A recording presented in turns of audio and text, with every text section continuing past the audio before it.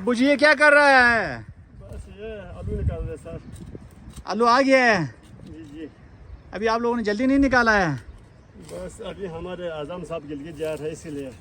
अच्छा अच्छा, आलू निकाल रहे हैं। जी जी। अरे तैयार हो गया है? अभी बस ये हमने अबगल में दिया था, देखो तैयार हो गया। तैयार हो गया हाँ? माशाल्लाह माशाल्लाह, क्या बात है जी। देखो जी इस तरह निकलते हैं।